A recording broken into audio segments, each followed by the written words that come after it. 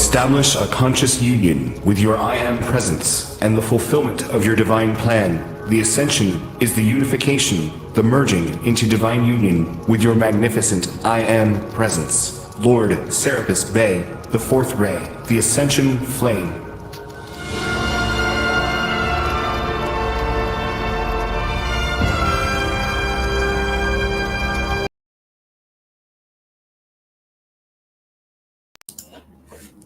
Okay, hello and welcome to this July 12th edition of Conscious Creators Consciously Creating Together. And we do have a guest lined up for today, Dan Clark. He's not showed up in our room yet, so I sent him a link and I see that he's found it. So I'm going to wait for him to show up. And until then, here he is. Here he is. How you guys doing? Doing great. How are you, Dan? Doing good.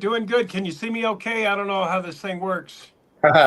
Yes, we can. You are live now, sir. All right. I love the earth there. That heat coming up or whatever it is.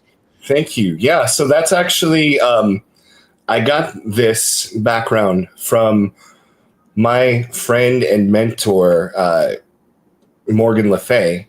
She is a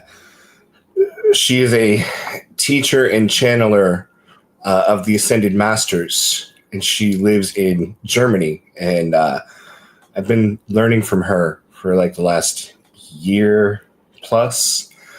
So the white flames represent the fourth ray, which is the ray of ascension. Thank you for joining us, Dan. Yeah, thank you for having me. Looking forward to sharing with you guys, seeing what you guys are talking about these days. Thank you. And with us here, I've got Don Rogers, the host of the After Dark show. It's a weekly podcast where he discusses conspiracy theories, spirituality, esoteric concepts, and probably more. So definitely worth checking out. I'll check it out. What's his name? John? Is it John? Don Rogers. Okay. Yeah. Gotcha. All right. Really great. Thank you, sir. So I'm not sure how many people we have in our audience today, but we definitely have a few. And most of them, I don't think have heard of you before or know what it is that you do. So do you mind taking a few minutes to just tell us about yourself? Tell us about your time with the Jehovah's Witnesses and how you got out, and why you got out. Take as much time as you like. Sure. Yes. I was born and raised a Jehovah's Witness around Detroit, Michigan. I was in, and I was pretty zealous. I wasn't an elder or anything, but I was a ministerial servant. And I was really a dedicated student. You know what I mean? I really was a student of that ideology. Didn't know it was an ideology. Didn't know it was narrow-minded. Didn't know I didn't have a big enough picture to compare anything to it. So it was my truth. And so 75 came and went. That was the in prophecy kind of thing. Stay alive to 75. Grab my other glasses. It was stay alive to 75. And 75 came and went. And my dad, got really sad. He got disillusioned. And I didn't know what was really going on because I wasn't really in. I was born in, but I really wasn't really that involved. I graduated in 1977. And so I just knew something happened. And then I heard, there was this big falling away. The people were unfaithful. And I didn't know that there was a false prophecy that just happened. And the people were like, we're not going along anymore. So I got married, divorced, ran back to my faith very heavily in the 70s, 80s, and got real serious about it. Started studying the books that they said. And then I got involved in a prophecy that was called a generation prophecy. They had to change the prophecy because the prophecy didn't work out for 75. So then they changed it to what they called a generation prophecy. They said that Jesus was hurled down in 1914 because World War I broke out. There was no reason for it, they said. And so 70 or 80 years was a generation. So it was called a generation prophecy. And it went along with Matthew in the Bible that said this generation will by no means pass away until we see food shortages, earthquakes, and then the great tribulation was going to happen all in one generation.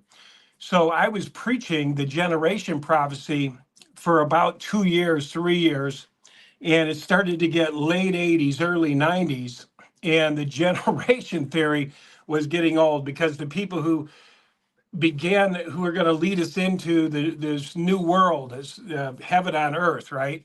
The earth was going to become a paradise. There needed to be these anointed, the 144,000 who were going to lead us in. They were going to have to still be living.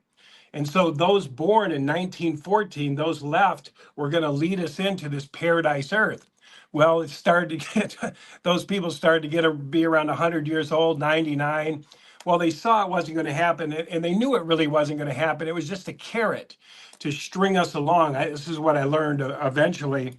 But what happened was kind of weird, excuse me, because as this prophecy got closer, I was getting, pretty excited, you know what I mean? And then I saw it sort of tipping past it.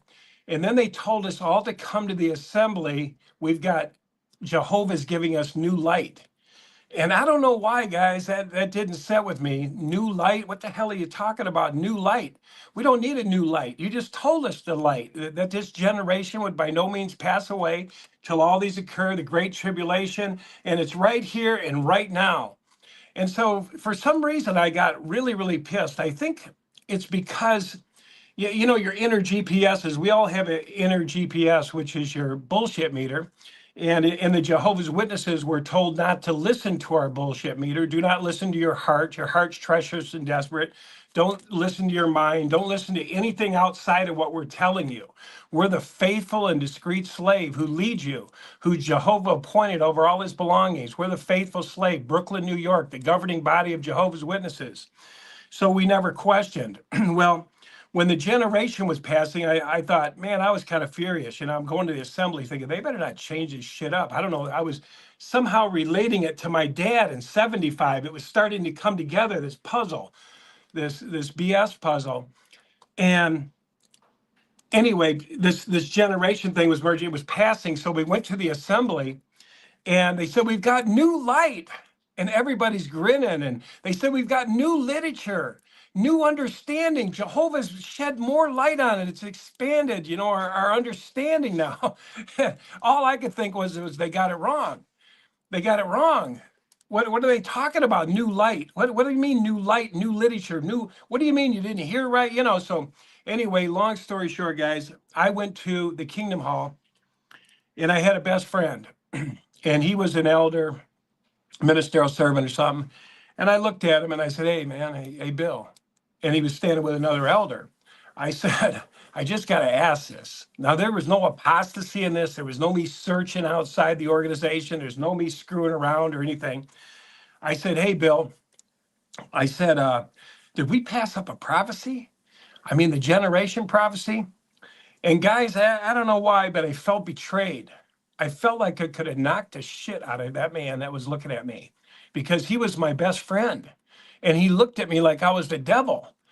And I didn't know what was going on. I'm like, just don't look at me that way. What are you looking at me that way? He looks at the other brother and I'm thinking, what is going on here? And apparently, in their minds, I was reading apostate literature. I was looking at things that I shouldn't have, of why the organization isn't right, and, going online. And it was nothing like that. It was an honest, sincere, did we just pass up a prophecy, the generation prophecy? So lo and behold, a few weeks later, or maybe it was 2-3 weeks later, Bill called me in and he said, hey, Dan, I want to talk to you. And I said, yeah. And he said, just want you to know that question that you ask about, the generation prophecy, the society, that's what they call them, the society. Isn't that creepy? Said they're going to have to told us to recommended you putting us on apostate watch. I said, what? Apostate watch? What's that? And thank you. Anyway, that was kind of the beginning of the end. My little thinker started clicking, and I said, oh shit, you can't ask these people questions? I'm like, this is the first time I had a run in. This is the first time where I wasn't allowed to think. I wasn't allowed to reason. Who are these people? All of a sudden, I was like, who are these people in Brooklyn, the governing body that are running my life that I've never met, I've never known, I don't know who they are. They're like puppets behind, the Wizard of Oz. It's like the puppet master. I never met them. And anyway, long story short, I started to question. I started to look at things like the blood, in America, we get disfellowshipped if we take blood to save our life. In another country, they could get away with it, like Bulgaria. They didn't get disfellowship. So I went in, of course, and asked the brother. Now, that was apostate, kind of, looking at things outside of the faith. And I said, how come in Bulgaria they don't get disfellowshipped? And here we do. I thought we were all on the same page. We read the same Watchtower to Wake. We're all God's people, but they don't get disfellowshipped. We do. And that was kind of the beginning of the end. Things started to unravel. And I decided right there it was over. My wife left first. She went in and had a big conversation with him about blood. My ex-wife, she went in and said, what do you mean we can take blood fractions? We can take parts of blood, but we can't take blood. And what is all this? She couldn't believe it. So she went in and they said, you're just like Eve. You've taken a bite of the apple. In fact, you've taken the whole apple and you've put it in your refrigerator and you've continued to eat it. And she's told them to kiss their ass, and she left. And then I was appalled after she left at the treatment she got. And that was another wake-up call. She left first, and the brothers came to the door and says, hey, Dan, let's go over to Applebee's and let's go have a beer. And I said, well, let me go get my wife. And they said, what wife? It was like she was dead, guys. She was dead, already dead in their eyes. They said, Dan, the hall's completely filled with sisters, man. You're going to do all right, man. She's gone. Your wife's gone. And that was another drawback. And then I saw people, she'd go out to mow the backyard. We had witnesses live behind us. They would run in the house. And I thought, those old bastards in Brooklyn, New York. I said, they don't want us back. You don't come back to an organization when they shun you, when they treat you like shit. You guys may not know this, but when you go into the Kingdom Hall, you've got to sit in the back of the hall. Say I decided to go back. I got this fellowship and I want to go back. I've literally got to go back into the Kingdom Hall, sit in the back of the Kingdom Hall. I've got to go in after the meeting starts. And they're singing the songs, and sit down because they don't want anybody to talk to me. And I'm like in quarantine in the back seat, in the back of the room. And then they sing their songs and they do the prayer. And just before the meeting's over, right after the prayer, I have to leave before anybody comes back and talks to me. Now, guys, when I was in, this took over a year and a half. And in a year and a half, I had to do what they called works that befit repentance. I had to come back and show them I was serious, make the meetings be on time, just sit back there, have all the little kids look back, who's the freak in the back. But the reason that I was back there wasn't for my punishment. It was so that those older men up in Brooklyn, they were saying, that's what's going to happen to you. Should something happen to you, that's what's going to happen to you. Your ass is going to be in the back and you're going to be there for a year, maybe 2 years, maybe 3 years. You had to literally write a letter. You went in and you wrote a letter and said, I really want to come back. I'm really sorry for what I've done. Will you just take my letter? And they'd say, no, we need you to do works that befit repentance. More works. You haven't did enough. We noticed you missed a couple meetings and we're concerned about that. We really want you to know that, you've come back and you're rededicating your life to Jehovah. So anyway, those were the reasons that led up to me getting out of there. And some other reasons, but those were the main reasons, with false prophecies. I took the organization serious, like I've done most of the things that I've studied in my life. I'm looking for truth. I began to listen to my inner GPS. We have a guidance system. We have a left brain. We have a right brain. We have a pineal gland. We have a spiritual dimension. We have a heart. we have a gut, we have all these faculties that can lead us to truth, but they've been dumbed down by programming, religiosity, politics, all of this bullshit that distracts us and saying, look at me, looking over here, looking over here, looking over here, look at Donald Trump, oh, looking over here, look at, and it goes back and forth, and we're like this, and we never tap in to the inner Christ itself that's inside us, the anointing, the spiritual dimension between the two hemispheres, the royal arch, if you will, what connects the right and left brain. So there's a process to that happening. And so that's what I was out to find. I don't know why, but I wanted to know about that. But anyway, did that kind of answer for you why I was in and how I got out and all that? Oh yeah, that was great. Thank you. Yeah. So okay. So a few things that I noticed when you were talking about that. You mentioned, they're leading with the carrot, and I noticed, well, first of all, there's a lot of parallels between like what you went through and what I've gone through. Kyla, Don's wife, who's in the audience, said, "Oh, it's so much like what happened with her family." And yeah, this is so common. People, Jehovah's Witnesses, they're kind of, I guess, infamous for this type of behavior. But really, you can find it in a lot of different mainstream religions. I grew up Baptist and encountered a lot of the same things. When things just didn't quite make sense. Oh, why does Jesus talk about forgiving your enemy, and then God sends an angel to kill 175,000 conscripted soldiers? I mean, that just doesn't make sense. so yeah, and you ask those kinds of questions, and you don't get good answers. You get platitudes, and you get told, all right, go back to sleep. Don't think so hard. You get a lot of blank stares. I asked my uncle. I haven't talked to him in 40 years, and he called me, and apparently they've opened up the door where you can talk to people who've left. And I said, Neil, do you think that was a good idea, not talking to me for 45 years? Do you really think that was a good thing that this society had you do, not talk to me for 45 years? And he says, he was really dumbed down, guys. He said, let me read you a scripture, Danny. I believe the Bible is the word of God and the only word of God. And I said, yeah, that's your problem. I said, you won't question a damn thing in it. You know what I mean? And so yeah, exactly. what I told him, here's what I told him. There was a scripture, I had looked it up at the time, I don't know where it's at, Leviticus, but it said Jehovah said, kill all the men, women, and child, older men, young men. Don't take the soiled women, the married women that have been married, that have been touched by man.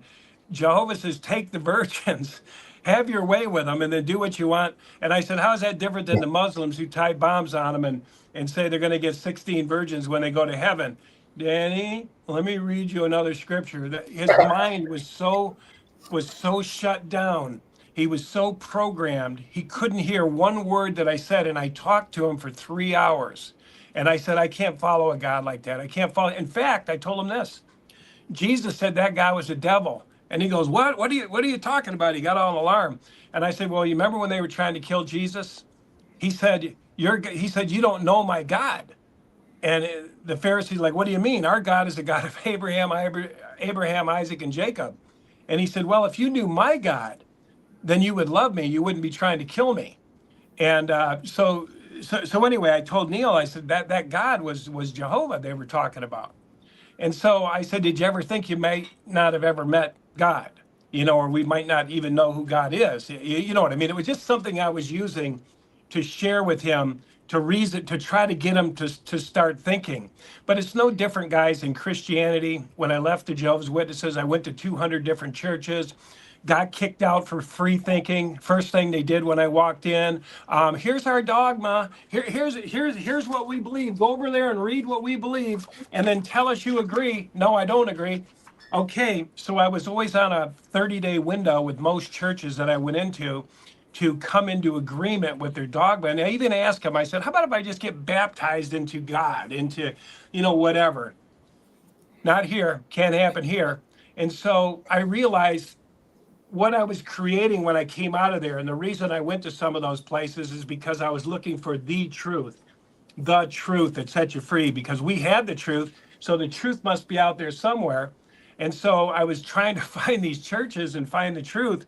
And there was just more wormholes, dead end roads, more dogma, more authoritarianism, more where, here's the pasture, here's the youth pasture, and I never fit in. I ended up literally fighting many of the pastors, standing up in church and yelling, telling them to quit stealing money from the people. Lots of different things happened. But anyway, guys, go ahead.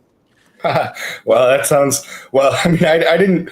Okay, I never stood up in front of the church and called them liars. I did. I just reached a point where I was like, I'm just not going to go anymore. I'm not going to participate in this. But that's it. You went to 200 churches. So Yes. when I, Well, my so wife was at very what point- fundamentalist.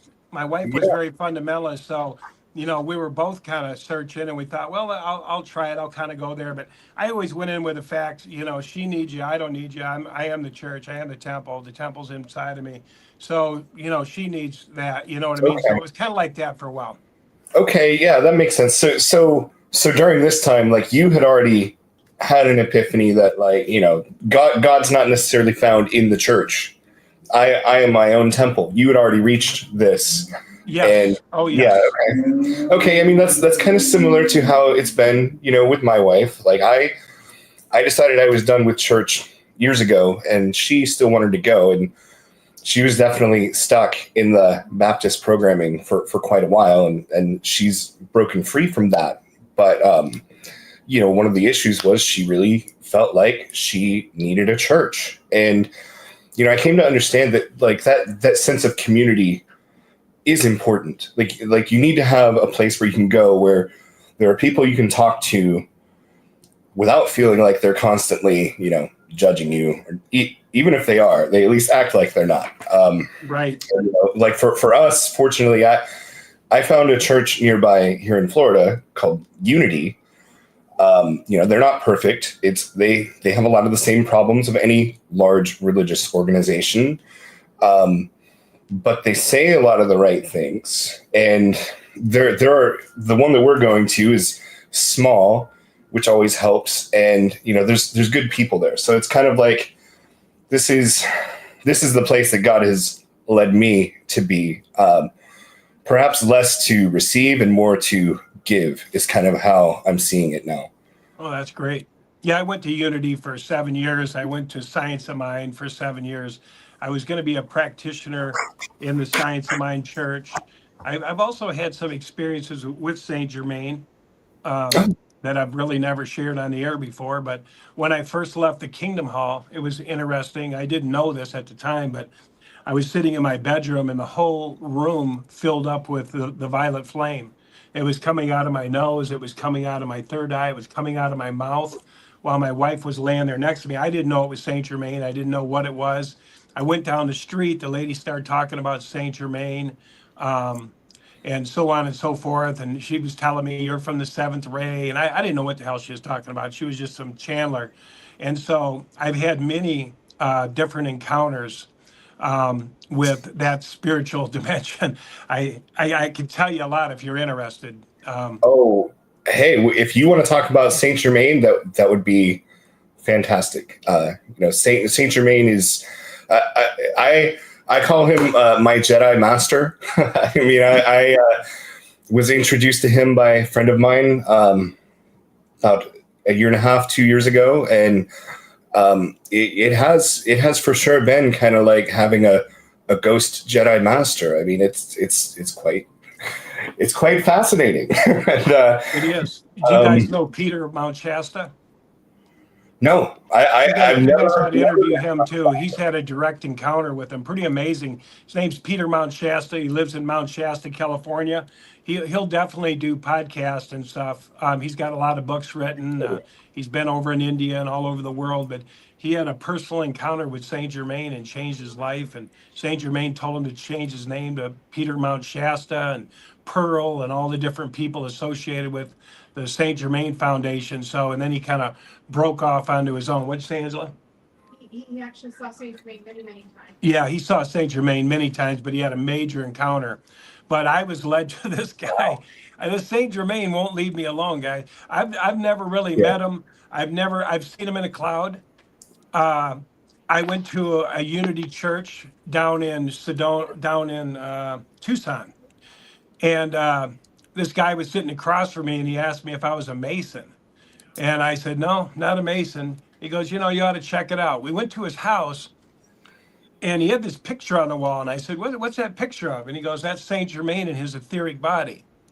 And I says, oh, cool, and I looked over at the picture, and it was a picture like I'd never seen. I have one, I'll show it to you. But I started getting reintroduced to this Saint Germain, and anyway, he was talking about this masonry. So anyway, I decided to go down. I read the Rosicrucians, Max Heindel, 33rd degree Mason. Who's the other guy? Manly P. Hall, 33rd degree Mason. So I had to check out masonry. So I said, I'll go down and check it out, because a lot of it was speaking to me through Manly P. Hall, through these different things. So I became a Master Mason, and then I became a 32nd degree Scottish Rite Freemason, and then I became a cryptic Royal Arch and Knight Templar Mason. And I found out Saint Germain was weaved into all of these. In fact, he was a Mason early on. I don't know if you guys believe that. You don't have to, but Well, look, actually, I'll tell you. So in general, I don't like, of all the Freemasons that I've met personally. They've not been kind to me, so I don't generally care for them. But my other disembodied Jedi Master, Samael Ein Vior, was also a Master Rosicrucian, and he has shown me a lot of the Mason lore and documents that they have kept. And so, I'm not any degree Mason, but I've been exposed to a lot of those teachings. Yeah, I was just for a couple of years, and I left. I demitted. I was in there for some understanding. I was in there for learning. It was part of my journey. I was literally directed there. I've had so many people. It was like every book I opened up, it started with, and I thought, who are these people and how did they get this understanding, this deeper knowledge? So it was part of my quest. But what made me leave the masonry was when COVID hit. We weren't free. They said we weren't free. I started to post, okay, we're the Tea Party people. Let's kick some ass here. We got tyranny going on, and we were to stand against tyranny, and nobody stood. Everyone started to say, man, are you trying to start trouble? Are you starting to do this? I said, hey, dude, we're the Scottish Rite Freemasons. We stand up to tyranny. Is this the obligations that we take, or is it a bunch of bullshit? And they said, you're under the obligation of the Grand Lodge. And right then I said, no, I'm not I'm not anymore. And not after this point. So I demitted from Scottish Rite. I demitted from Master Mason, because no head above mine, no head above God and me. So I left, and it's part of integrity, guys. You go where you're kind of called, or where you think you should go. You go down this path, but shit, when it turns out to be unintegral, or not what you thought it was, or it's more ego than it is real stuff, it's more about rings and more about narcissism and platitudes and shit, then it's up to you. You can lose yourself into bullshit and wear the big Mason rings, or you can put it in reverse and say, thank you, I got what I need, I'm moving on. And it wasn't like I stole secrets, but what Masonry did, guys, was put all the myth and all the allegories that I'd studied for 22 years together through all the initiations. There's 32 initiations in the Scottish Rite, and I don't know if there's 40 or 50 through the Knight Templar, Royal Arch, Cryptic. And so all life started to make sense. I was liberated. But I didn't need to say that's who I am anymore. I'm not a Mason. It was part of my journey. You guys, does that make sense, guys? Absolutely. It totally does, because I was actually on my way to level 3. I was heavily scouted by the owner of the company that I worked for, and I went through 1, I went through 2, and I was on my way to 3, and I was doing the reading, and I'm like, this doesn't resonate with me. I don't enjoy this path, and it doesn't feel right. And I immediately demitted. I was like, no, this isn't for me. I'm sorry, guys. right? So I get it. Like, I would have loved to have held on, but something about it felt off to me, right? I just Yes. couldn't feel the way they wanted me to feel about what I was supposed to feel. And I was like, this isn't for me. I don't feel right. Don, two though nine self be true. That's your compass. This is going to be my next talk on Tip Top. Your compass is integrity.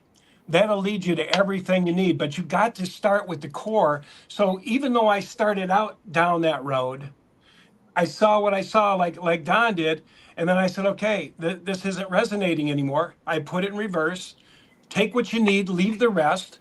And I left. Absolutely. I don't hate them. I don't talk about them. I don't go on air and say those Masons are this and make up a bunch of shit that I don't know and conspiracy. That ain't, it's more like a church. It was more like a church. But I'm not under the obligation of the Grand Lodge anymore. You know what I mean? And that is an initiation that you do have to take. And there's other initiations in the Knight Templar you have to take that are similar that I won't talk about. But integrity calls us, guys. Here's the thing. You guys have heard the word crucifixion, right? Yeah. Jesus said, as I was crucified, you also will be crucified. Do you know that when I left the Jehovah's Witnesses, that was a crucifixion of my temple? I was willing to die for greater truths. When I left the Masons, when you're raised in the Masons, it's huge shit. When you're raised a Master Mason, you're raised into the greatest brotherhood, the largest brotherhood in the world, the oldest brotherhood. There's a lot of ego shit in there. There's a lot of stuff that says, I'm somebody, I'm big, I got the ring, I'm somebody, I'm the Master Mason, I'm a Royal Arch Crypty. You know, there's all of this ego, and it's bigger than that even, guys. So Jesus said, if you're going to find truth, then you must be crucified. Will you be willing to be crucified? The fact that I don't bow down to Grand Lodge, that the Grand Lodge is not my master. Will I be crucified with my ego and say, I don't give a damn about the big ring. I don't give a damn about being flashy or saying I'm a Mason or sitting in a bar with a Masonic emblem on me and say, look at me. You know, what are you interested in? Are you interested in truth? And so, like Don, you can ask him. It took me how long, Angela, to walk away from the shit? A year, two? 2 or 3. 2 or 3. I couldn't walk away from it. The ego was so big, the narcissism, the pull. Go ahead, Don. I still get the emails. Yeah. Like, they're still emailing me. Yeah, they wouldn't let This was they 3 or let 4. me out, but they gave me another year membership. When I went in, I said, I'm done. And they said, no, here's your new card. We're paying for it. You're still in. And so, but I'm demitted Yeah. as far as Washington, D.C. is concerned. And I didn't know it was so heavily connected to D.C., but I had to send in my paperwork to D.C., Washington, D.C. Well, I think I've been out 6 years and I'm still getting the emails Yes. from my lodge. Yes. Wow. Yeah, I don't get it anymore. I'm actually kind of going through a shunning, I think, because maybe because I finished the Master Mason and went into the other degrees, they might have thought I'm a thief and I've stole their knowledge or whatever. But anyway, you want me to show you that picture? oh yeah, please So, do. so the guy says there's one other picture like it. You guys can tell me if it's real, not real. But they gave me this picture. This guy who is in Tucson that says you ought to check out the masonry. I saw him a year later, and I says, "Hey, I became a mason." And he goes, "Good, I got something for you. Let me show you what it is."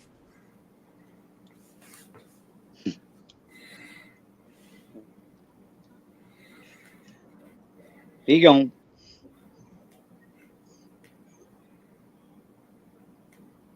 No, I love this conversation because I didn't ever really adhere to any particular religion. I've seen it in action and I've been victim of it. Like, a lot of my family on the one side is like strict Catholic, and I have stories about how I've been snubbed because I'm not that perfect little white sheep. Yeah, no doubt. So anyway, here's a picture, guys. They gave me. I don't know if you can see it. Oh yeah, I can see it. I don't know if you've seen it before or you don't, but that's my Saint Germain that a guy had. Ah, that is He said nice. there was only one other one. I don't know if you can, let me see if I can get a better light on it. I don't know. Yeah. Anyway, Wow. it's just like I said, Saint Germain just keeps showing up in different ways. I don't know if there's any credibility to it, but he had the picture. It was a little more defined than that. You know what Saint Germain And says anyway, about that? He huh? says, you know what Saint Germain says about that? He says, when the student is ready, the master appears. Yeah. The next Yeah. thing you know, I had a radio show, and we had Peter Mount Shasta show up, and he started talking all about Saint Germain, and I'm like, and then one day I was driving home, and those clouds that are under me right there, those purple clouds. I was driving home from Colorado, coming into Boise, and all of a sudden this cloud started turning purple. And I was like, what the hell is that? I've never seen purple clouds before. So I took out my camera. It was starting to rain. So I just took out some pictures and I went like that. And when I came home and I blew them up, Saint Germain was right in the cloud, right there. It was the same picture as What? on the book next to my chair. And I told Angie, I goes, look at this. I've had some weird stuff happen like that, guys. I had my Believe it. daughter called me one day, right? And I'm out in the back. You guys know what a chimney is, that thing that burns? Where you burn a little log in it and you sit Oh, in front of it. yeah. Yeah. Well, we got 2 or 3 phones because we have a business. So I'm there filming the chimney outside and just looking at the fire. You know, I was going to do some little post for Facebook. And my daughter calls and she says, Dad, you know, and I'm filming the chimney. I said, yeah, what's going on? She goes, Dad, I'm burning up. And I said, what do you mean I'm burning up? She says, I feel like I'm being consumed by fire. And I said, wow, I said, that's really interesting. What do you mean? And I told her, well, go get a job. You know, I thought she maybe wanted a car. And she goes, Dad, I'm being consumed by fire. I'm serious. And I said, well, what do you mean? I don't understand being consumed. I'm burning up.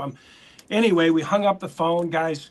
No shit. I'm going to show you. I've got it on this phone, but I've got a video. And basically I'm sitting on the chair. I don't know why things talk through my phone, but I was sitting on the chair and I'm watching that video, and the last picture is her going in the flame, part of the flame. And I've had several things happen like that, guys, at magic conferences and different things in Sedona. I'm realizing this universe, there's a lot more that we don't see that's here than what we see. Yeah, and you know that's one of the things that has struck me so hard as I have been led to study some of the ancient texts and writings that the Masons have guarded. It's like, you know, all of these secrets of the universe that everyone regards as conspiracy theories, you know, lost civilizations, extraterrestrials, like they have it all already. They already know it all. They just You're right. gaslight everyone. And like if someone like me comes out and starts talking about it, they point at me and say, "Oh, you're full of shit. You're crazy." Like, why do they do that? Why are they so secretive? Why do they, like, when people start to understand the truth, why do they try to redirect them? Well, I just think it's ego. I don't know. When I was in there, I felt like you, David. I didn't like the secrecy. I thought, man, this shit's life changing. In fact, when I went through the 32 degrees of masonry, I cried every one of them because they were so powerful. They weren't demonic. They looked a little weird if you were an outsider looking in, but they were really just basic. In fact, I already knew it. I already wrote a book called The Divine Order of Alchemy, The Ancient Secret to Union with God. That was the 4th degree in Masonry. I wrote it before I ever went in there. Most of the teachings in Masonry are already out there.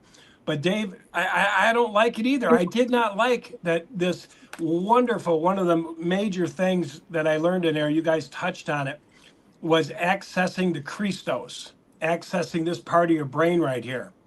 That was spelled out really good in Masonry. But guess what? They didn't explain it to the people. I Yeah. knew what was happening.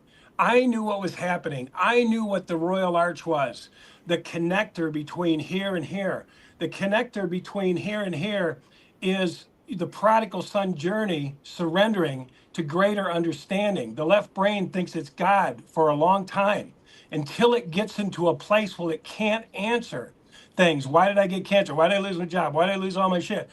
Until these things start coming apart, we live exclusively out of our left brain for the most part, the etheric right brain. But Jesus said, when the two become one, the eye becomes single and the whole body becomes bright. But the Royal Arch in the Masonry, was the capstone that bridged both hemispheres of the brain, right? It's a capstone. On the capstone, it said YHWH. What the capstone means is, to thee, O Lord, I dedicate this house. This is the house of Solomon. The house of Solomon gets more beautiful. The pillars, what stabilizes the house is the royal arch. What stabilizes men's house is the royal arch. To thee, O God, I dedicate this house. And so that's a surrendered state, like Dr. David R. Hawkins talks about, which is 850. To thee, O Lord, I give you this house. And so that's taught in Masonry. So that was an initiation. I can't really go into it, but I'm just giving you the two becoming one, the IBC. It's in Masonry, it's in Kabbalah. It's the same damn thing in Kabbalah, guys. You know, we fell, we came down to the earth realm. Down here in the earth realm, we play with our lower nature, our flesh, our ego. When we're tired of our nature, when we're tired of the bullshit we're creating, when we're tired of lying, when we're tired of sex, when we're tired of drinking. Okay, so what happens is we've now placed ourselves up for crucifixion. If you take the orbs off the Kabbalah tree, it's a cross. It's a cross. It's the same damn thing. To thee, O Lord, I give you my house. So the spirit of truth begins working through the orbs of the attractor fields within you to make everything new, to reconstruct us. That's the Kabbalah. That's the resurrection of the holy, most holies within you. So we place ourselves on the cross to be crucified, not a literal cross, but an etheric cross. Said, "Oh Lord, do what you will with me. I'm tired of this." So the two becomes one, and that's what a lot of my books are about: divine union. All of my books are about divine union. Ye are gods, the divine order of alchemy, the ancient secret to union with God, surrender, the key to the kingdom within. I just wrote two more. One was How to Heal the World, and another one was called Whispers of Wisdom. And I don't know, we wrote like 7 of them, but all of these came from this union, guys. All of these came. Dr. Hawkins was dying. He said, God help me. He said it was an attractor field of 800. Kinesiology. You guys know he was into kinesiology, right? Well, he said when he kinesiology, what flipped my life around? What did a 180? He said it was the glance of an archangel. He said he was drunk. He was up there in New York dying with all the other billionaires. He had one of the biggest practices. He could walk into a room, schizophrenia would melt because he felt it was the attractor field of love, unconditional love, that he could take the worst person and they'd come into a somewhat of a homeostasis when he walked into the room. Well, he was on death doors and he said, God help me. AA wouldn't take him. Course in Miracles wouldn't take him. And all of a sudden he was flipped. His life was turned around. He said it was a glance of an archangel, which is tremendous energy. And so I studied him for 20 years, Dr. Hawkins, all of his work, Eye of the Eye, Power versus 4, Transcending Levels of Consciousness, Devotional Non-Duality. I went and saw him twice. I went and saw him one time, guys, at the Science of Mind Church. And it was the first time, I forget when it was, over 20 years ago. He went up to start speaking, and everyone gathered around the stage like it was Jesus. I swear to God, the whole auditorium started walking up to the stage and gathering around his feet. And I'm like, what the hell? And it was the energy field he was carrying, guys. So I learned about that, the energy field of love, and I wanted more than anything to get into that field of love. And then I realized that religion was about separation. Religion was about ethnic cleansing. You know, one thing I say to people, I'm pretty frank when I talk to Christians. I say, do you think ethnic cleansing is the only way? They, what the hell are you talking about, ethnic cleansing? And David, you know, I agree with you. Churches are homes for some people, and there's some good places. I want to say that. But the thought behind it, that everyone has to die that aren't Christians, everyone has to die, that only those who call the name of Jehovah will be saved, only those. And what does it mean? You know, I confront people. I say, what does it mean? How is God going to bring the homeostasis back? I said, just say it, genocide, right? Genocide to anybody who don't know Jesus. Well, that's a horrible way to say it. I said, well, do you think genocide works? I said, take a look at Noah. You guys believe in Noah, right? there was only a few people left. They got on the ark. Well, look at our world. Oh, Sodom and Gomorrah, another genocide. Look at our world. And so that's not the answer, whether it ever was. Right. But I'll try to reason with people to get them thinking. Like, it's like, I don't know. Anyway. Yeah. Well, and if I could just take a minute to plug your book, Ye Are Gods, because my wife got that audiobook. I think you were offering it for free a little while back, and yeah, she got it, and it was at a pivotal time for her when she was trying to recover from a lot of the religious programming, and it was definitely helpful for her. So I recommend any of your books to anyone who's interested in these topics. That one book, Surrender, I don't know what it was with that book. It was called Surrender, Your Key to the Kingdom Within.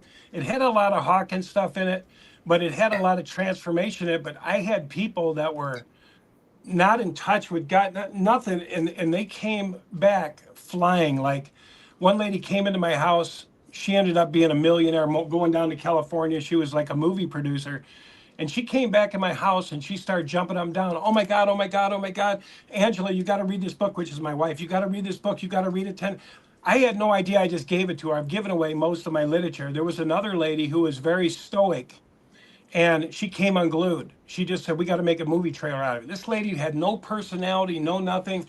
I don't know what the book does. One lady said something smacked her on the back of the head.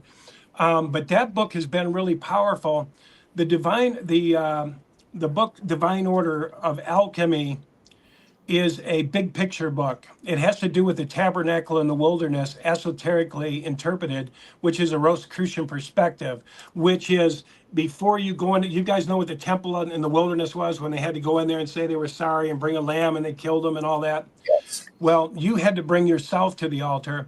In the book, what the heck did I say it was? Divine Order of Alchemy.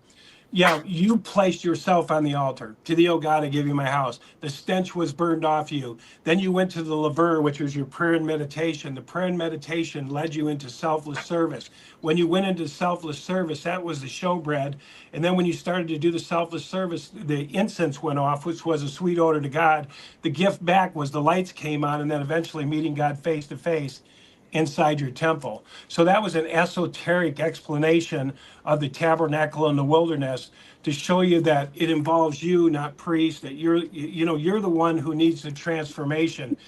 And so the other book, why I wrote Ye Are Gods, guys, my whole world changed learning how to do a science of mind treatment.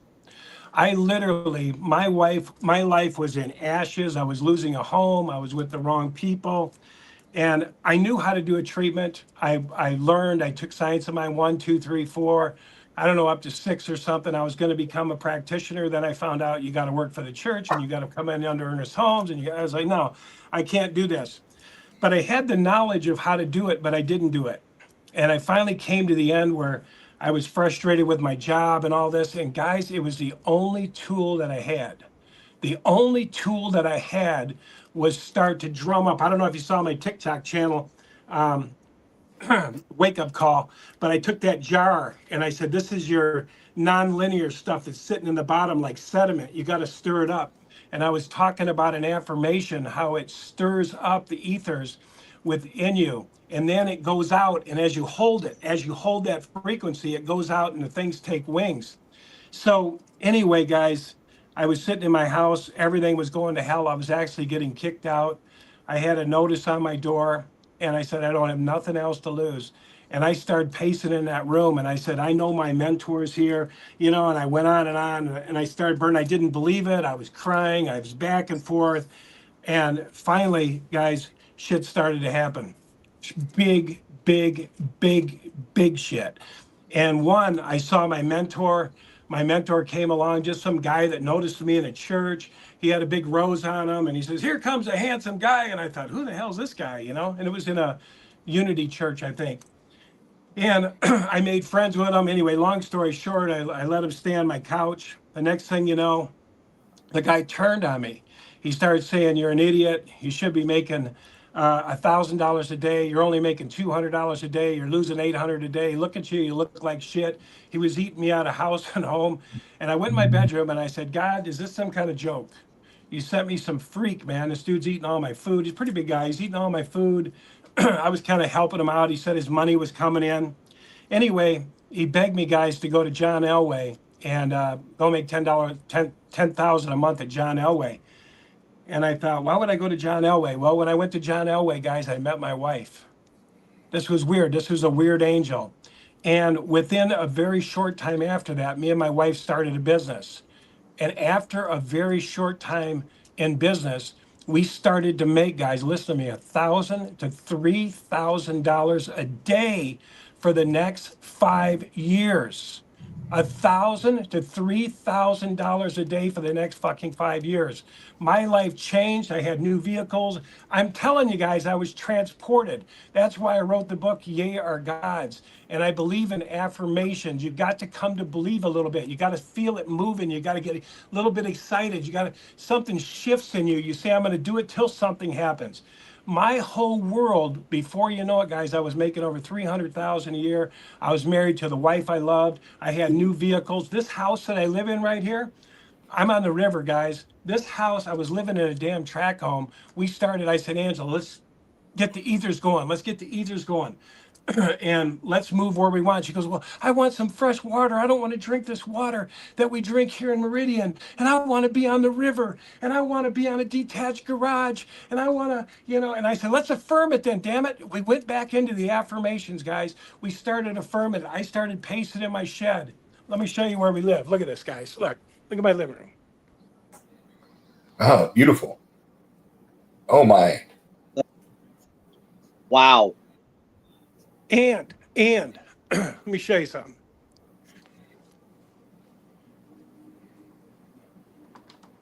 She said, I want a detached garage. Detached garage. We also got, this was an affirmation, guys. There's our little meditation place where we meditate. This is my shop. Oh no, we lost him. Uh-oh. He'll come back. Yeah.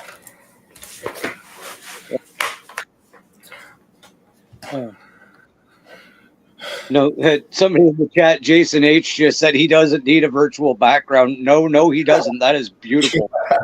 Yeah. Unfortunately, if I open my window, it looks onto somebody else's trailer. So I think the spaceship is better. So we'll just leave it at that for now.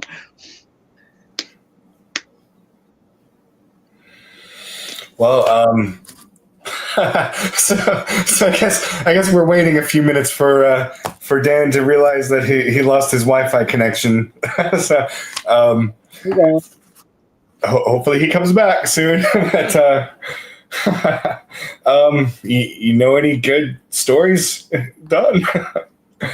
Actually, he's coming back. Hey there, Dan. Yeah, literally, yeah. That's okay. Welcome back. I got excited, guys. I know there's power in them, and whenever I feel like I'm lacking, I just stir up the ethers, and I've always wondered. Jesus said these things and greater you'll do. Oh, he's frozen. Oh no, frozen. This Are you is there? crazy. Am I back? Yeah. Getting better. Okay. You anyway, must be circling. You must be circling something good because the connections are getting bad. That's usually when that starts to happen. Is when you're getting to the good shit. Is like when the interference starts. Completely coincidental. We'll go with that story, but yeah. Yeah. I believe it. And guys, I learned along the way. If I will add integrity to it, if I will be integral, like Don was talking about. Put it in reverse when you got to put it in reverse. When you've been enough in this tradition, it's ready to move. Trust that inner compass. Mm-hmm. It will guide us. We have guides. Everything, like you said, David, everything's inside of us. Everything's inside of us. We have guides. We have all of these things. And all we have to do is tune in. All we have to do is listen. All we have to do is not shove it down and go into denial. Denial, you can lose yourself forever. Denial, once you start saying, I'm just not going to look at it. This feeling that I'm having, this divine discontent with religion, I'm just not going to look at it. I'm just going to forget about it and stay put. You lose yourself. Agreed. So anyway, No, guys, that's why I wrote that book. My life changed so big and so fast. And what I didn't tell anybody, what I haven't told anybody, when I was doing that pacing, my whole wall started on fire. The whole drape started on fire. I don't know how they got on fire. I felt like I left the room. I felt like I was walking through walls. I wanted so bad that affirmation. That's all I had. And when I turned around, I thought the apartment was going to burn up. I grabbed the curtains and I threw them off the deck. And I thought, what the hell just happened? And guys, let me tell you something. When you start doing affirmations, it may not feel like it, but the whole company of heaven goes to work on your behalf. It's Yes, just I know. asking us for a little faith, just this much, a mustard seed. Just try a little bit. And most people don't try. They just throw it out immediately. But I wanted it that bad. I even went down the road with my phone, like I was talking on the phone, doing affirmations. I was really, really getting into it. And I'll tell you why I had to do that. Because I was so damn brainwashed. I was so brainwashed that I was separate from God. I was so brainwashed that God's out there. I was so brainwashed, I had to overcome my brainwashing. And guys, it didn't take that long. My world changed. That changed. I met my wife. We started a beautiful business. We started writing books, all things that I entered a new dimension. When I left the witnesses, I entered a new dimension. Like I said, the whole room filled up with purple. Where'd that come from? I had to let go of one in order to embrace the other. My whole world changed when I left the Jehovah's Witnesses. My whole world changed when I started doing affirmations. And I know there's more to come, more than I could ever imagine. And that's for everybody. That's everybody. This is our inheritance. But we've got to listen to those guides within us, those compasses. We've got to pay attention. We've got to want more. And unfortunately, I have to agree with the mystics that sometimes it's the pain and suffering that leads us to these new places. When what is happening right now doesn't serve us anymore, is usually the only time we're ready to shift and change. Yeah. Anyway, I've been talking too much, guys. No, not at all. But I think the number one mistake I think people make when it comes to affirmations is, they try some affirmations and then they look around at their outer world and they say, oh, it's not working, it's not affecting anything, and it's a process. At least this is what I've discovered, is that you've got to stick with it. You've got to hold on to that personal belief longer than your 3D ego wants to. And yeah, it does work. It might not always work in the way that you want or hope or expect, but it does work. That's a good point. And when the answer comes, it usually doesn't look like what you thought it was when you affirmed it. Like I was affirming all of this, finding my wife, finding this. This big guy comes into my life, eating my food. I'm arguing with God linearly. I'm like, God, this is a joke. This is a joke. And the guy's yelling at me every day. But little did I know, guys, what was happening was that guy was telling me, when he was saying you should be making $1,000 a day and you're only making $2 and you're losing $8. Something was happening. He was trying to break things down. Well, here's what happened finally, guys. Here's what happened. He asked me to go with him to make a movie. And I thought, this guy don't know anybody who's making a movie. And he says, I want you to go make a movie, and I want you Friday to put your suit coat on, and you're going down and you're making a movie. You're not going into that cocksucker work down there. You're going off. I was like, okay, dude, okay. He's older than me. I was like, yes, sir, And so anyway, long story short, I wasn't going to go, guys. I said, I'm going into work. I'm not listening to this guy. This is a crazy man. God sent me the wrong guy. This is a crazy man. I'm out of here. So I called into work. Oh, okay. I get up in the morning. This guy's never up before 10 o'clock. I get up at 6 o'clock because I want to sneak by him. He's in the living room. So I go to sneak by him. He is in the door with his robe. And he goes, where the hell are you going? And I said, well, I'm just, get your suit on. You're going over here to make this movie with me. And I'm like, oh my God. So I call into work. I called into work and says, hey, I'm not going to come in today. I'm not feeling good, blah, blah, blah. Anyway, I went down. Sure enough, they are making a movie, guys. They're making a movie. It's filmed in front of the Capitol building, tripods, lifts. They were promoting a gambling machine, you know. And so I had to play the attorney that represented the lady who was fighting against the claims. People were saying it wasn't real, and but it did horse racing. It did this. It did this. It did this. You could order food. And so I was her representative. I didn't have to say anything. I just had to stand next to her when she got out of the 1940s car. So I'm in the middle of this movie, guys. Check this out. I'm in the middle of this movie, and here's where the metaphysical things happen. This is where spirit was leading. I looked out and I thought, why do these people get to do what they want to do? Why do these people get to make movies? Who are these people? Why am I not? And I started thinking, and I never went to work again, guys, after that.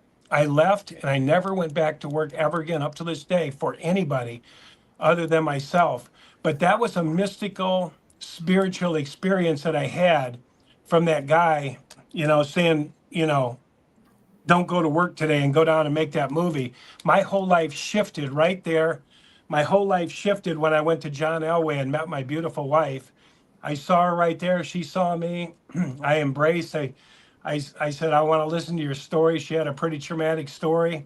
I got her a donut and a coffee. We made friends. We dated for a year, and we've been in love ever since. And she's exactly what I need, and I was exactly what she needed.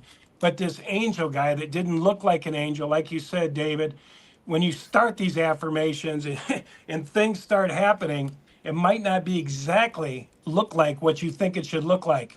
And the same thing that happened with this house, when we started doing the affirmations, I started putting deals in on houses that weren't exactly what I was asking for. We were asking for the detached garage, well and septic, fireplace, all this stuff. And the things kept falling apart. So we just let go. Well, I'm used to listening to clues. Her sister called and said, "Hey, Angela, I found my last two houses on Craigslist." Who the hell puts a house on Craigslist? It's like nobody. Well, I was dumb enough, I'm just following the spirit. I went in and looked on Craigslist, and here was this house, guys, on the Boise River, detached garage, all glass in the rear, well and septic, fireplace, everything. And listen to this, guys. Something heard every single effing word. Something heard every word I spoke and acted on it. And I think it was just because we wanted to be in touch with nature. My wife didn't want to drink the bad water anymore, the fluoride water down in Meridian. We got beautiful drinking water. She didn't want to wash in it anymore. Guys, that was massive. That's when I saw how powerful we are with a little faith, with a little bit of belief.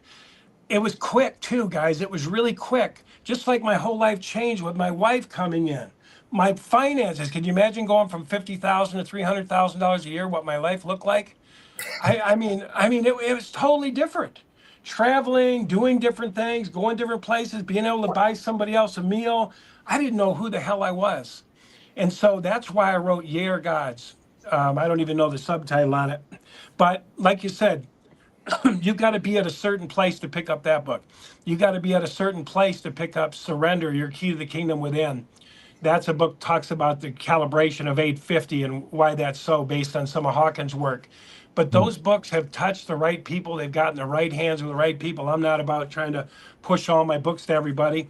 But should any of this resonate, those books are all on Amazon, and they're experiential. They're not just a bunch of knowledge. Everything in them is, this is what happened to me. This is what happened to me. I walk right through like that. And I'm telling you guys, I've had some big changes. My life has been greater than great, and it gets better and better.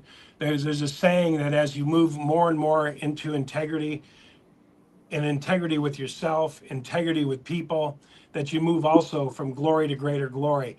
And I've seen my life get better and better and better. It's had its ups and downs. It's had money, and then I haven't had money, and it has all that too. But I don't fear anymore. I don't worry. I know I'm being taken care of. Everybody is. I didn't birth myself here, guys. This has been sort of a new thought I got one day. I did not birth myself here. I did not put myself together in the womb here. You guys don't have to agree with that. But something higher did. That something higher, I believe, had something in mind when it created me, or maybe I had something in mind. You guys don't have to agree. But it's kind of a unity, science of mind ideal that there was an idea God had in mind when he created me that I was supposed to come here and unfold in a unique way, a unique facet of God, unlike anybody else. Not better, not worse, but a facet of God, and that the world needs that facet. It needs that light. It needs that illumination. But the only way we're going to get there is if we follow the truth within us. To thine own self be true. Be true to your brother. Be true. See them as your brother. They are you. You are them. There's no them and me. We're all the same brotherhood. We all came through a womb. We were all knitted together in the womb. And so I think our job, a lot of our job here is to remind people who they are and to love them straight, to love them back into homeostasis, accept them wherever they're at, Anyway. All right. Thank you. So as I got a question, as you've, come out of these religions, of course, you've been out of Jehovah's Witnesses for a while, but still, that's like where you came from. Over the years, have you had difficulty with like family, parents, siblings, in-laws, anything like that? Have any of them, they disfellowship you? Like, is that still a thing? Like, will they not talk to you? Well, most of my family that was still in are dead. My mom died saying Jehovah's going to kill me. My dad died in shame. My brother died in shame. My youngest brother just died. But as far as, what's interesting was the Jehovah's Witnesses is not the end all to shunning. It Yeah. goes into the next religion. My father-in-law tried to separate me and my wife. He was a Seventh-day Adventist. He thought I stole her away. And then my Oh, yeah. mother-in-law, she told me Angela's never coming out. She's with us now, and she's not coming back. And I'm like, she's my wife. My parents tried to, well, not my parents, my in-laws tried to do that to us too. They tried very hard. They lured my wife out to their house. And once they had her out there, they threatened to call the police if I showed up.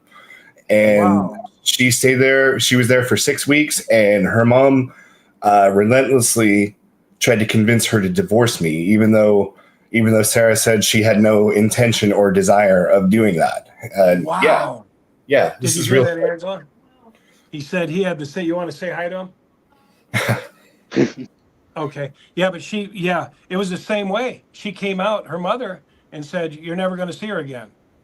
I'm like, what? Angela's in there making a big thing of cookies and saying, I'm going to see Dan and making this food. Her stepfather took the food out of her hand and says, what are you doing? They were hijacking her. They literally Yeah, hijacking her. And yeah. I thought, shit, I thought this ended with Jehovah's Witnesses. I didn't know it continued on. Mine were Baptists. Well, my in-laws, they're like Baptists, but it's like this like crazy backwoods Baptist, not quite rattlesnake handlers, but in that same vein. But yeah, crazy. So what advice would you give to people who are trying to escape from that type of I don't know, call it programming, and like their family members are shunning them, cutting off contact, doing harmful things, and never apologizing or acknowledging that this is not the love of Christ? Like how have you and Angela healed from that without getting resolution from the other person?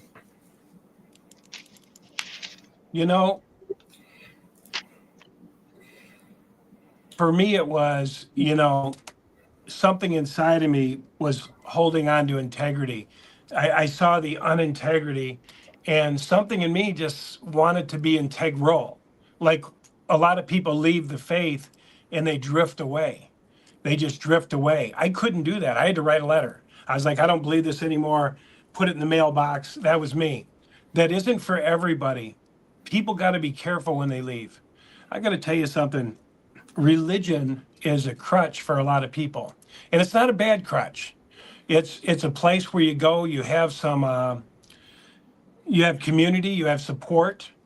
A lot of them haven't really learned to take care of themselves. They don't know how to deal without community. Some are better off in there. I tell some people to go back.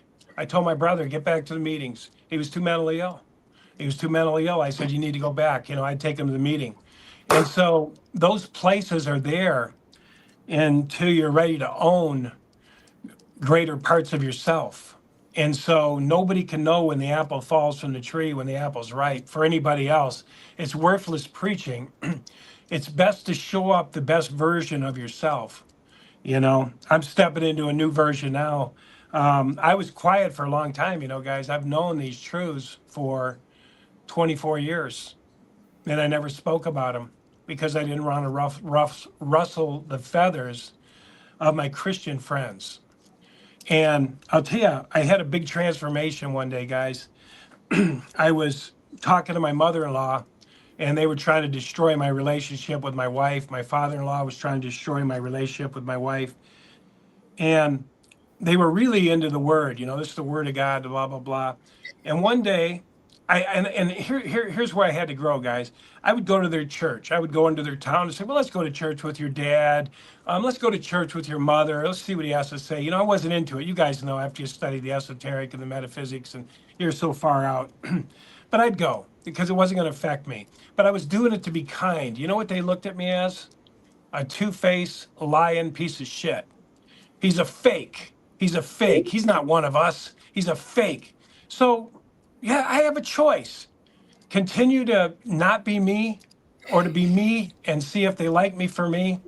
And so, you know what I did? And this was huge, guys. I told her mother, there's Angela. I don't have my makeup on, but hi. Hi, Angela. So she listens. She keeps me in line, guys. When I get off track, she's like, Dan, it didn't happen like that.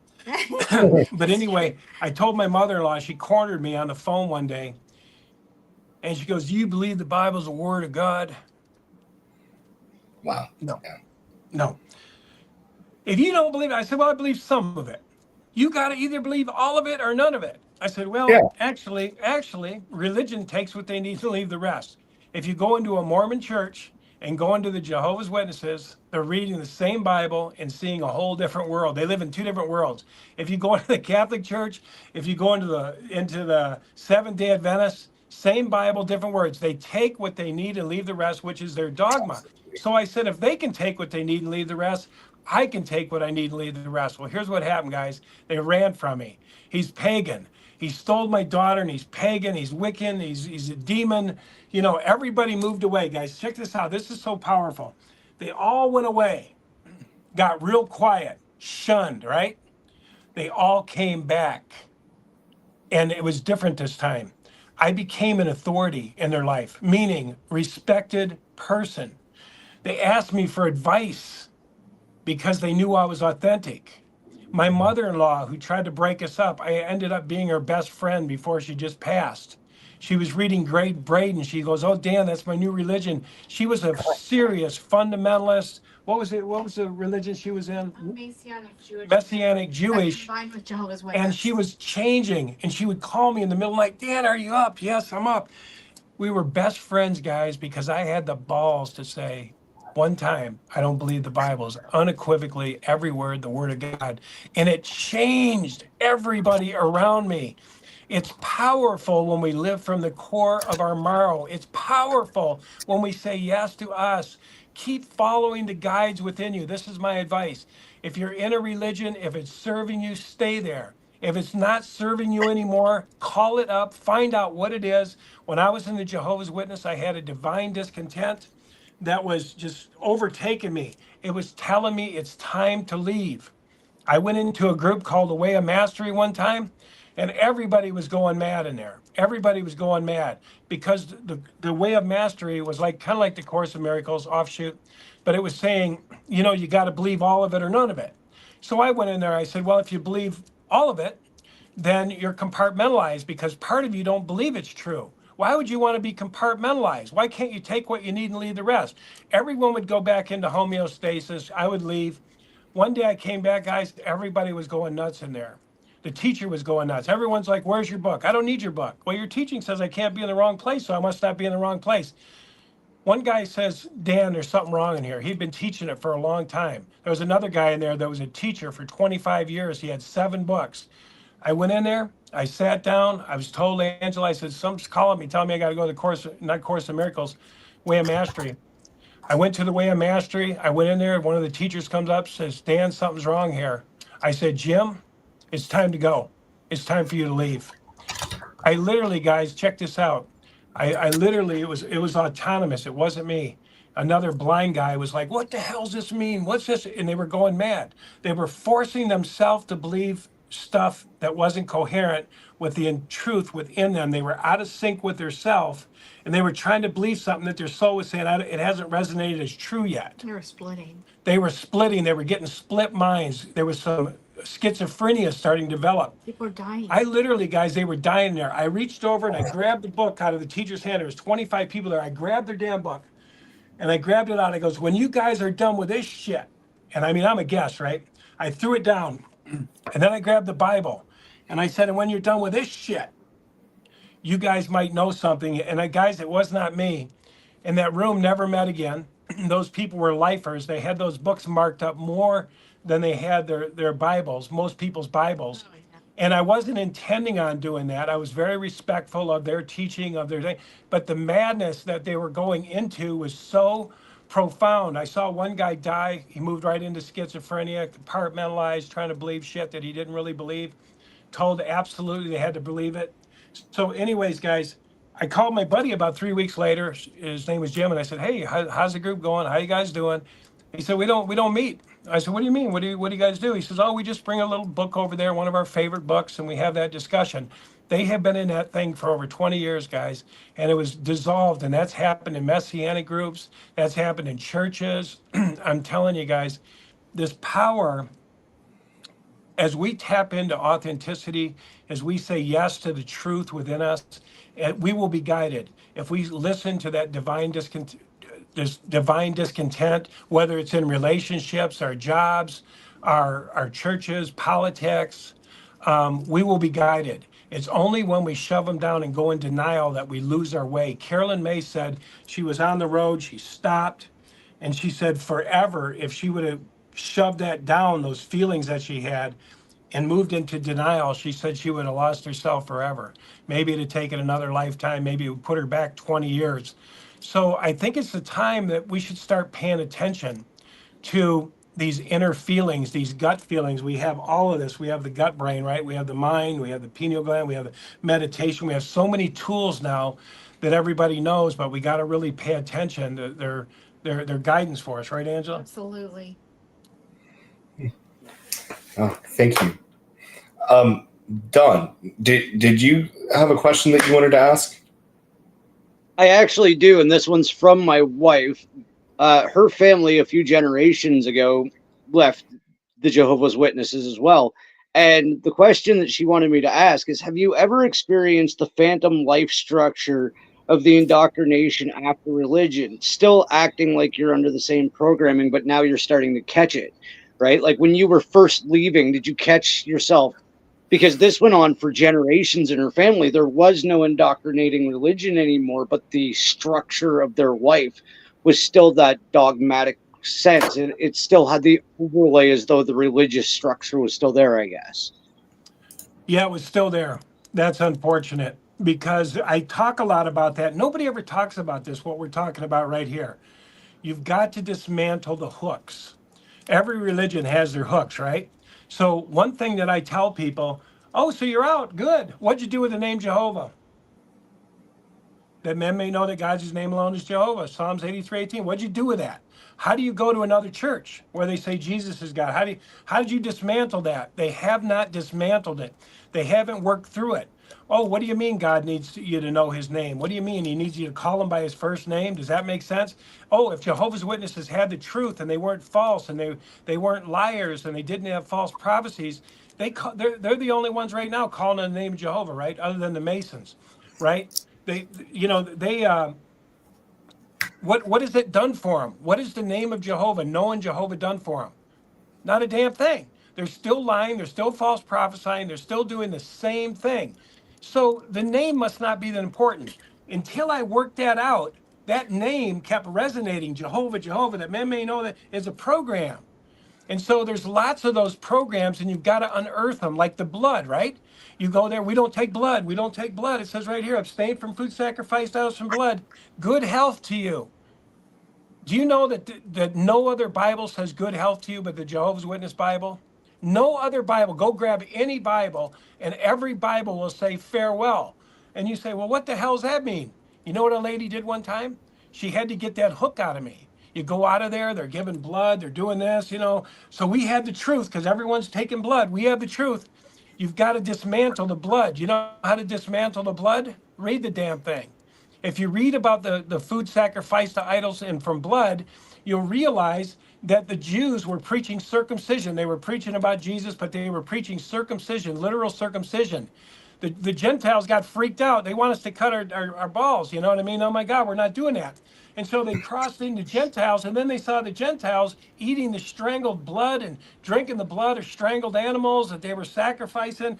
And so it said a dispute broke out among them, and they went to the older men. And the older men said this, guys, here's the truth about blood. For the sake of stumbling your brother, it says, you Jews, be circumcised of the heart and be single focused on Jehovah. Not literal, be single focused, circumcised of the heart. And you Gentiles, for the sake of stumbling your brothers, abstain from food sacrificed to idols and from blood. Farewell with you. Farewell. Not good health to you. So And it was check about this out, drinking guys. blood. It was about drinking. Yeah, about drinking blood. So check this out. So I go to an assembly years ago, and I used to go door to door, and I'd say, see right here in the Bible, it says, if you abstain from food sacrificed to idols and from blood, it says good health to you. We went to the assembly, they told us to quit saying that. They said that wasn't what it meant. The good health to you was the same thing as farewell. It was be on your way. So when you actually look at things, unless you diagnose it, unless you dissect infrastructure, because, and the other thing is believing the Bible is the word of God. If you haven't crossed that bridge yet, if you don't know who put that thing together, who threw that thing together with an intention to create slavery, if you won't even look at that, then you can be fully in the organization and act like you're out. I'm free. I don't go to the Kingdom Hall anymore. You know what I mean? But the Yeah. truth is, there is in just a day that they're in. Most people are too lazy to do that kind of work. And so, guys, they live a half-ass live life. They live half in, half out. They can't move forward. They can't move backwards. You know, that's the metaphor of Sodom and Gomorrah. The pillar of salt means that you're, what did I call it, in one place? Preserved in one place. So when she was looking backwards, right, you can't move forward. So salt was a preservative. So that's what most people who leave the Jehovah's Witnesses don't do, is they don't work through the hooks, and they have the hooks. They have different maybe hooks than I had. Mine was Jehovah and mine was the blood. I worked them out and I was free. I got the chains off. Then I tackled the Bible. I started questioning the Bible. I got that beast off my back. But that's the work we got to do if we want to know who we are, if we want to explode into the person that God's meant us to be, if we want to be whole, if we want to be complete, if we want to be powerful, if we want to be anointed, if we want to access our pineal gland. We have to take a look at our programming and be deprogrammed. And then the spirit of truth can begin to work again with us. But most people stay in that Sodom and Gomorrah pillared salt, preserved in the middle, and they don't move either way, and they pretend they're free. And it's sad because they're called to the same place all of us are being called to, their highest and best version of themselves. And Paul had to do it. Thank Paul you. had to do it. He said he had to unlearn everything he learned. Paul, same thing. Yeah. And there's always a blinding, guys. There's always a lost in the wilderness. There's always sand in the eyes. Jesus blinding somebody. Oh, put the mud in your eye and now wash it out. That's the death, resurrection, ascension that we all have to go through. Jesus' death, resurrection, ascension was an allegory for us, that we would have to die, resurrect. Like me, I went from Jehovah's Witness, Science of Mind, Unity, Esoteric, Christian mysticism, Paramahansa Yogananda, Kabbalah, Masonry, you know what I mean? And there was always a death, resurrection, and an ascension. Death, resurrection, ascension, the rock coming over. I remember sitting out in a parking lot after the Science of Mind, and I said, man, it's all about mind treatments. I remember going to Unity, sitting out in the parking lot going, is this all it is? Is Christ in man, hope of glory? Is this all it is about the Christos? And I cried, and I said, there's got to be more to life than this. And as we open, we will get greater and greater and greater understanding. So I followed that discontent. I let it lead me. It led me into the Masons. It led me out of the Masons. As long as we're willing to go where our inner GPS is guiding us, I think that's part of why we're here, don't you, Angela? Oh, yeah. I think that's why we're here, to go to those places, turn over the rocks, see what's really there. But to answer Don's question, most people, Don, are out, but they're in mentally. They're still programmed. I completely agree, and I think that's something that a lot of us, whether it's religious or our own spiritual awakening, it's breaking that programming that gets us out of whatever the infrastructure is that's containing us to enslave us, basically. Yeah, because the Christian church. Yes, and that's what Jesus. It's funny, but Jesus said, and I always say this to Christians, he's done it for you, right? But he said, you're going to have to do it. Do what? He says, I was crucified, you're going to be crucified. Does that mean we got to get up on the thing and do our thing? It's the crucifixion of what we think we know, guys. When my world died as a Jehovah's Witness of 40 years, I lost family, I lost my God. My God said I returned to the mire. That was a crucifixion. But after the crucifixion, there's a blindness, and then there's a resurrection. There's a tomb, and then the tomb, the rock rolls away, and we have new light, and we elevate. And boy, that's so amazing when that happens. When I came out, here's the thing I always say. When those infrastructures fell, which were just belief systems that I held near and dear, guys, there is a million new worlds out there. There are a million new realities out there. You can create whatever you want, but until you collapse the old temple, the belief systems, there's no way for nothing to come in. Like my buddy said, there's a million cars to choose from, but once you choose the Volkswagen, they're gone. Once you choose the religion, Christian, they're gone. Once you choose Jehovah's Witnesses, this is it. This is the absolute truth. Everything goes, and you live out of that altered reality for a long time. But if you're willing to go through crucifixion for truth's sake, because your spirit's calling you, you do feel lost, you do feel abandoned. But here's one thing I'm going to tell people. Once you've been through a flood, Noah's Ark, right? Noah's Ark the ark's here. You're building the ark here to deliver you, right? Once you've been through the end of the world, your world, which was Jehovah's Witnesses, it never feels like the end of the world again.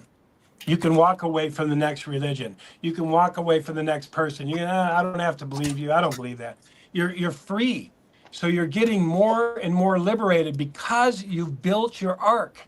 You know you're not going to die when you left the Jehovah's Witnesses. It feels like you're going to die at first. You're like, oh God, I thought Jehovah was going to reach in my car and grab me out. I was literally going around like this. I was scared to death and I didn't die.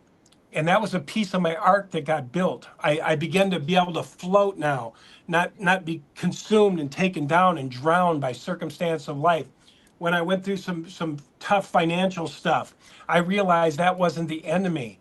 That I could maybe sink a little bit, but I could float above it, even though the turmoil of my finances weren't right.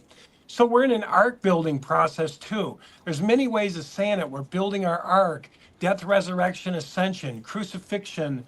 All of these different things are just different ways to say what we need to do to evolve and become this beautiful, wonderful. Remember, we're supposed to represent Solomon's temple. They came from miles around to see the temple, to see the beauty, to see the amazing things. Solomon's temple's inside you. As the way we become more beautiful, the way we become more wonderful is being the person that we're becoming, which I haven't arrived, but I'm trying. I'm leaning into my integrity. I'm following my inner guides, and you get more beautiful. I think everybody does. I know when I met a few people that were my mentors, they were beautiful to me. There was something really, really beautiful about them. And it didn't have to do with their weight or their looks. There was something, wasn't there, Angela, so beautiful about them. I love these guys. I love them. I love them. What is it I love about them? I don't know what it is I love about them, but I love them. They were authentic. They were powerful. Power comes with being authentic. When we 209 self be true, if we can do what we're doing here, death, resurrection, ascension, throw some mud mines. I don't know where the hell I'm going now. I thought it was this. I thought this was the truth. Wash it out. You see clearly. If we'll do this over and over again, pretty soon we just ride in the ark. We're more of an observer. we're cruising along. We can handle the circumstances of life. We're not sinking. We're not drowning. We're not, we're okay. Yeah, We're okay. Do you want to say something, Angela? yeah, just simply that, the left brain, is this logic and reason and all that. And then, of course, our creative side and the female side, the feminine side is that right side. And I just feel like that God is trying to bring, the man is fully man, like Dan is very manly. I'm very feminine, but we're learning to bend to one another so that, and we're coming into the middle with Christ in the middle of the whole thing, so that we're both surrendering, and this logic and reason and the creativity of the God mind of creativity. It's a beautiful, beautiful force of God. Both sides are beautiful, but together they're even more beautiful with Christ in the middle, the love that holds everything together so beautifully. And then the whole body becomes bright, and the pineal gland is activated, but not until each side is surrendering into the other one and becoming, this process of becoming whole in Christ in the middle place. So anyway, it's a cooperation, and it takes this time, but it's a lot of surrendering going on on both sides. But anyway, that's just interesting to me. So, yeah, I totally agree on what she go was ahead. touching on there, and it's something I know David has experienced, and Stephen from BG Cast has experienced, and I have with my wife, is the understanding of this spiritual awakening, remembering, whichever one you want to call it. It seems to be a lot more fluid and easier to pass through if you do have both that divine masculine and divine feminine. Now, don't get me wrong, some people can do that among, like, in them, their one self. But if you have a partner who is understanding and has experienced these things as well, it's a lot easier for somebody than somebody who doesn't have that partner who has is understanding of these energies and the things that we're figuring out, I guess, is I what I'm agree. trying to get at. Yeah, it's a good point.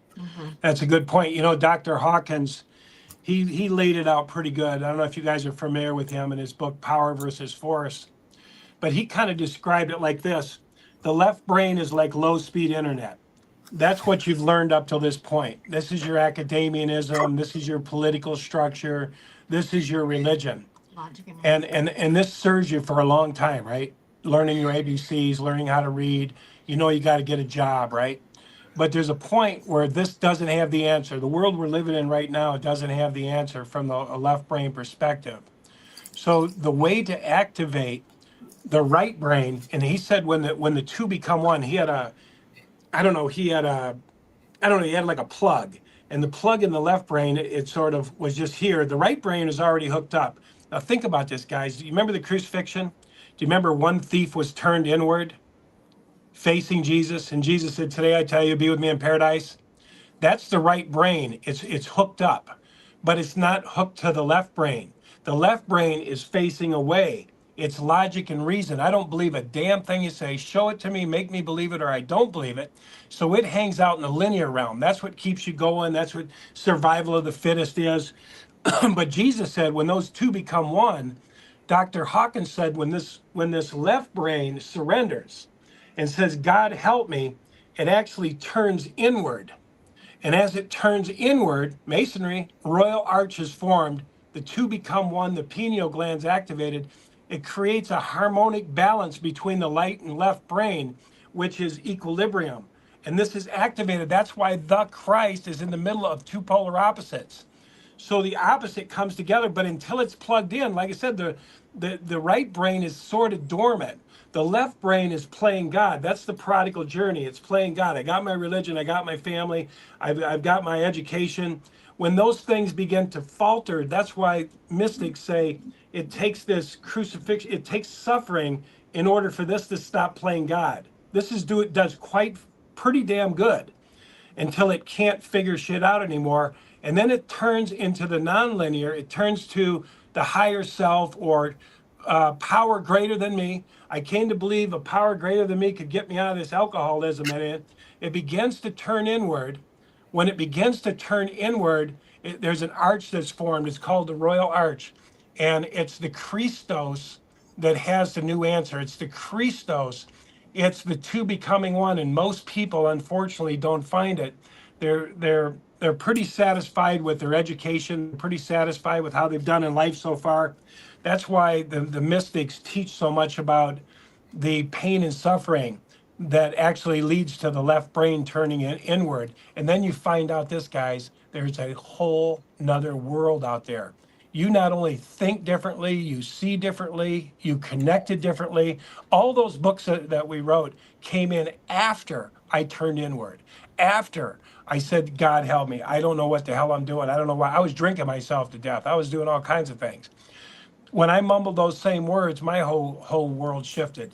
And this is the most wonderful thing, to recognize and realize the kingdom of God is within us.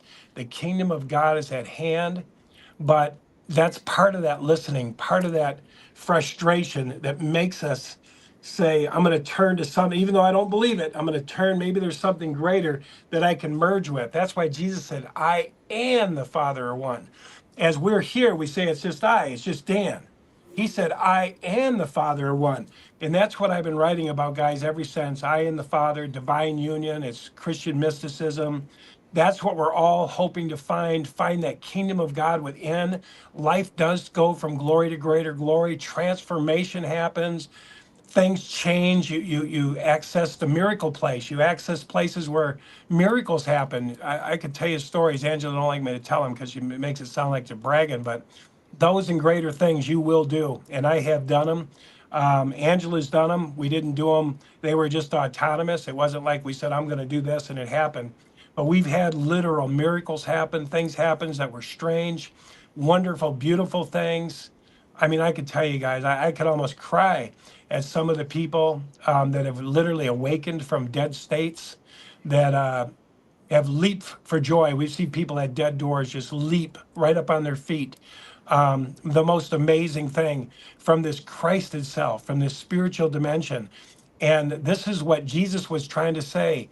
As we're crucified as he was, as we surrender some of our left brain, some of our all-knowing self, some of our I'm God, yeah, you know what I mean, and move into divine union, we access this, we become a porthole, we become a vehicle, we become a instrument for the divine melody to play through us, unlike anything people have ever heard or ever known. And even myself, standing outside myself saying, who the hell is talking right now in this amazing way? Who the hell is this? What is this note that's coming through that's bringing people to life, that's bringing life to life?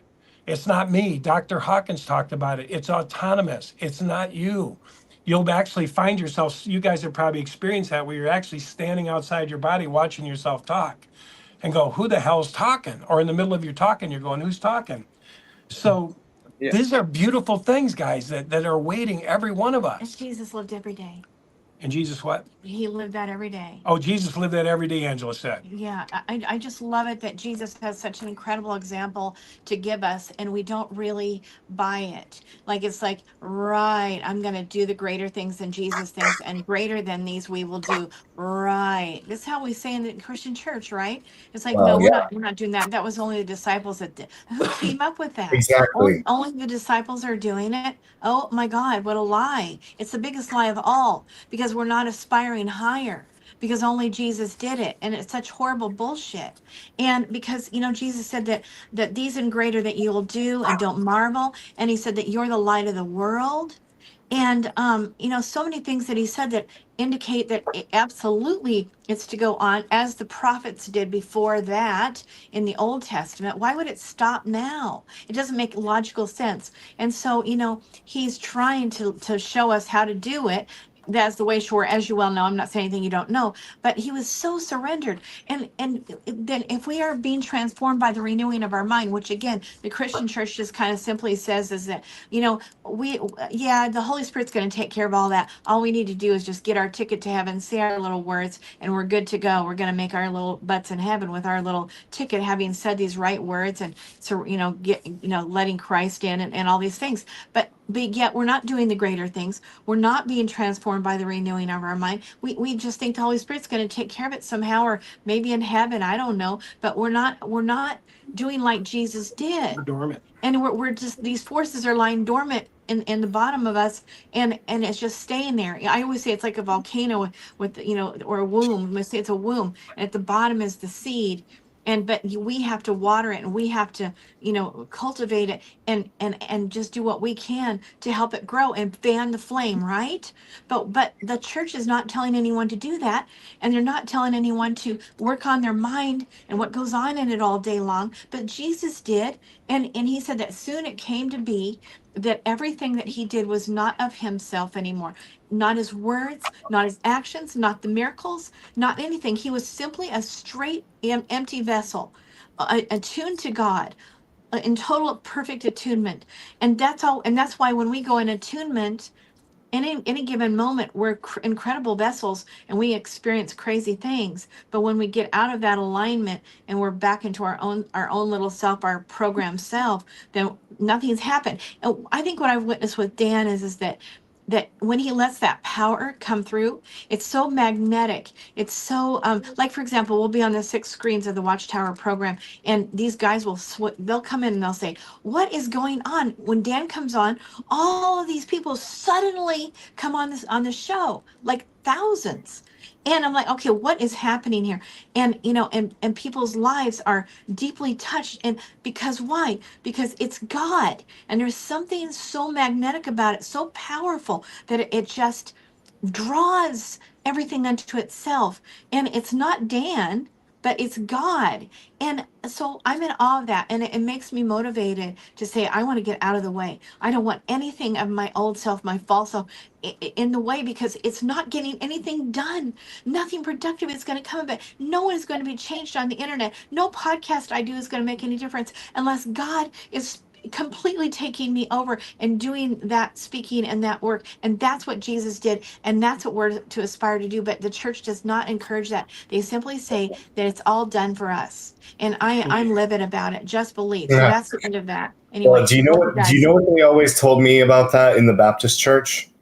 They What? said that when Jesus said those things, he was speaking only to the 12 apostles. I know. I Only know. applied to them, and the age of miracles and prophets is over. My And God. after a lifetime of that, I finally started thinking about that. And I'm like, so you telling me that an infinite God finished everything that he had to say and do with mankind 2,000 years ago and hasn't had a single damn thing to say to anybody since then that's worth any value? I just don't buy it. It's like That's right. it's like blasphemy anyway. I kind of feel like what blasphemy is that at the end of our lifetime, we did not allow that baby seed in us, the womb of us, the earth, the soul of us, to grow. We said, no, no, no, I'm in charge. I got it. I don't need it. Yeah, I got the knowledge. I got the books. Yeah, I got the schooling. I got everything I need. I don't need you, God. And we continuously said no, no, no, and no to the Holy Spirit. And we were not allowed to let that baby grow. And that to me is the ultimate of wrongness. And but yet the church is encouraging it. I know it started with Constantine in my way of looking at it, but probably way back before Yeah. then. But we have bought in, and we're not fighting it. But we're all starting to fight it now. We're all starting to say, no, you know what, governing body of the Jehovah's Witnesses or our government or our president, you know what, what does it say in the Bible that we're not to put any man, what was Put that? not your trust Put in not your nobles, trust the sons of in earthly men. mortals, nor in the sons of earthly No men, salvation in belongs. whom no salvation belongs. And that is the bottom line of it all. And I think as a kid, I always was marveling at this fact that the people are coming to, I think it was Samuel, wasn't it? Say, we want a king, we want a king. And just like the other nations have, we don't want to have this scary God that speaks to us in this cloud and it's loud and scary. We don't want it anymore. We want that king. And God's like, oh, all right, give them their king. But just tell them this.